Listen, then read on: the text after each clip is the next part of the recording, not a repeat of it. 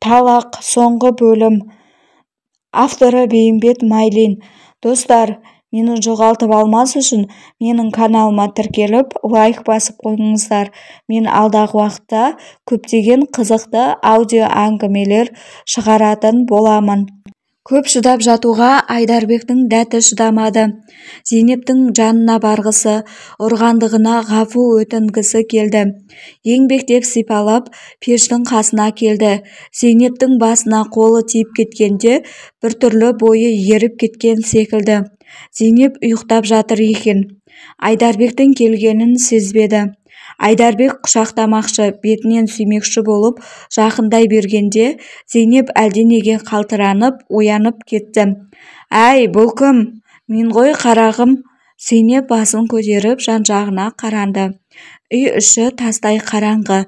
Дыбыс жоқ, жалғыз-ақ Айдарбектің жүрегінің тынышсыз соққаны, ала мысықтың пеш жанында мияулағаны, Күләмзаның аяқ-қолын бауырына алығып, бұйығып ұйықтап демалғаны ғана естіледі. Ұйқылы көзімен Зейнеп: «Мұнысы несі?» деді. «Әлде шағым жағайын ба?» «Жоқ, жақпа. Жүр төсекке жатайық», деп Айдарбек Зейнептің мойнына қол салды. Зейнеп әлдене есіне түсіп тітіркеніп кеткендей болды. Талақты есіткелі қанша жыласа да, ескі тұрмысын сағынып ынтықса да, Айдарбек қасына келген соң ашу қайта қозды. Сол қызғылықты тұрмысты бұзатын талақты шығарған Айдарбекке лағнет оқығысы, оны сөккісі келді. «Әрі, әрмен кет!» деген Айдарбектің қолын мойнынан алып тастады. «Қой, қарағым, ашуыңды бас. Ашуымды басқанда қайтпекпін. Жатайық, жатайық» деген сөз Зейнепке таныс сөз. Зейнеп жатса, ескі тұрмысқа қайтқан болады. Бұрынғы қызықты өмірді қайта көретін болады. Бірақ оған жібермейтін арада кедергі бар ғой. Зейнеп шіміркеніп кетті. «Өй, бетсіз, не бетіңмен айтып отырсың?» «Не қылдым? Талақ қылғаның қайда?» Айдарбек шошып кетті. Зейнепті ұрғанның соңынан қаншама ойласа да, ойына түспей жүрген бір нәрсе бар секілді еді. Ол осы талақ болып шықты. Талақтың түпкі мағынасын айыра білмесе де, ерлі-зайыпты адамға ұнамды нәрсе еместігін сезеді. Жалпы жұрттың тұрмысында бұл сирек ұшырайтын нәрсе. Әйелмен қанша араздасса да, ұрысып төбелесе де, талақ қылған ол жоқ. Олай болса, бұл талақ жөнсіз талақ. Айдарбекке мұны айттырған еркін билеп кеткен ашу. Бірақ ашу уақытында айтылған сөздің шариғат қарауында қанша ауырлық, жеңілдігінің барын айырып білерліктей Айдарбекте молдалық жоқ. Талақ жөнінен мұның бар білетіні бір-екі оқиға. Біреуі көрші ауылындағы Қасым әйелін менсінбей, Қалтайдың әйелін алмақ болып көңіл қосады. Өз әйелі айырылып біреуге тимек болады. Сонда молдалар талақсыз неке қиюға болмайды деп ағайыншылықпен айыпты майлығын төлеген соң, Қалтайға да, Қасымға да әйелдерін талақ қылғызады. Талақ алған әйелдер тиетін байына тие алмай, үйінде отырып 3 ай мүддесін өткізеді. Талақ жөнінен екінші білетіні Ишан Хазіреттің 3 әйелі болған екен. Кіші тоқал тентектеу болып, біреумен көңіл қосып, қиянат қылған соң, Хазірет ашуланып талақ қылады. Сол әйел қартайғанша әйел күйеусіз отырған. Және біреулер шариғат сұрағанда Шолақ молданың да айтқаны бар. Адам өз әйелін бір рет талақ қылса, ол әйелді екінші бір адам алып, ол адам талақ қылғанның артынан 3 ай мүддесін өткізген соң, бастапқы күйеуіне неке қиып алуына болады деді. Бұл әсіресе Айдарбекке тура келеді. Шариғаттың бұйрығын істеймін десе, Айдарбек әйелін екінші біреуге қосып, ол адам талақ қылғанның артынан 3 айдан кейін барып неке қиып алу керек. Олай қылмаса, некесіз әйел ұстаған болады. Некесіз әйелдің үйінің асы арам деп шолақ молда 2 күннің бірінде қақсайды. Бірақ жастан қосылған әйелін Айдарбек неғып басқа біреуге қоспақшы.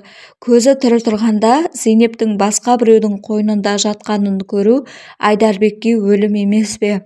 Біреуге қосу түгілі өзі жоқта үйіне қалжақпас бозбалалар келіп, солармен бірдеме деп ойнап күлді ме, Айдарбек жарылып кете жаздайды. Түнеу күні іңірде шай ішіп отырғанда Сарбас келіп самаурынның түбіне отырып, Зейнеп шай құйып бергенде кесені ұстай беремін деп, Сарбас абайламай Зейнептің қолын қабат ұстап алған. Мұны аңдып отырған Айдарбек көріп қалып Сарбасты боқтап, балағаттап үйден айдап шығып Зейнепті сілейтіп тұрып ұрған болар. Ең арғысы Суатқа су ала барғанда да Айдарбек шомның басына шығып көзінің қиығымен қарауылдап тұрады. Айдарбек ойдың ұшығына жете алмайтын болды. Ойлаған сайын басы қата берді. Шариғаттың бұйрығын істесе Зейнептен айырылмақшы. Бірақ Зейнепсіз шариғаттың Айдарбекке керегі не? Ойлап қорытындысында шариғатың құрсын, әйелімнен айырылмаймын деді. Зейнеп ұйықтаған жоқ. Айдарбектің басында отырып қалың ойға кіргендігін, оқта-санда қиналып үкілегенін ол сезіп жатыр. Тұрмысты ескі қалпына қайтаруға қарсы еместік ой билеп жатыр. Ашумен айтылған талақтың келешек тұрмыстарына қаншалық өзгеріс алатынын болжап біле алмайды. Талақ жөніндегі Зейнептің мағлұматы да Айдарбектен аспайды. Сондықтан Айдарбек қандай қиналса, Зейнеп те сондай қиналып жатыр. Айдарбектің ауыр ойға кіріп қиналғанын сезіп, Зейнеп аяушылыққа айналды. Ескі ашуы кек бәрі серпіліп, әлде қайда ойға келмес бір түкпірге қашып тығылған секілді болды. Зейнеп қазір күйеуінің бетінен алатын Зейнеп емес, бұдан 7 жыл бұрын секілденді.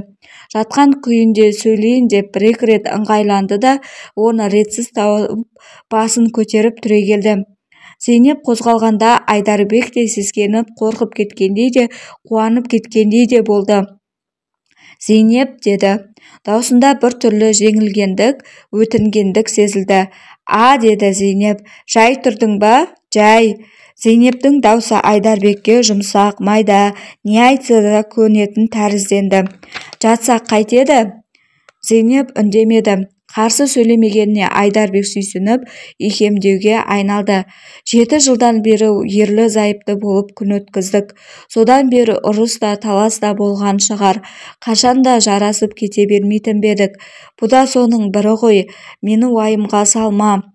Менде басқа ниет, бұзық көңіл жоқ. Ашумен кісі не айтпайды? Ашумен айтқан сөзді періште жазбайды деген. Зейнеп күрсінді. Қайдан білейін, әже марқұм айтушы еді, ерлі-зайыпты адамның арасындағы сүйіспенділік некемен байлаулы деп. Сол сүйіспенділігімізге зиян келіп жүрмесе. Айдарбек әлденеге қуанып кеткен секілді болды. Сол ма қорыққаның? Ол әшейін бос сөз ғой. Некемізді қимай тұрғанда бір-бірімізді сүйген жоқ бедік. Зейнеп дұрыс деген секілді басын иді. Әңгімені соза беруге Айдарбектің де сөзге шеберлігі жоқ. Айдарбек пен Зейнептің арасында болған талақты Күләмзадан басқа ешкім білмеді. Оңаша үйде жалғыз өзі қуыршақпен әуреленіп отырғанда, жамылдырған жаулығы, киіндірген киімі ретке келмесе, мен сенен талақпын деп қуыршақты лақтыратын болдым. Ерлі-зайыпты адамның арасындағы жібін талақ үзе алмады. Ескі тұрмыс, ескі ұрыс, ескі төбелес некелі қалыптағы сарынға түсіп аға берді. Соңы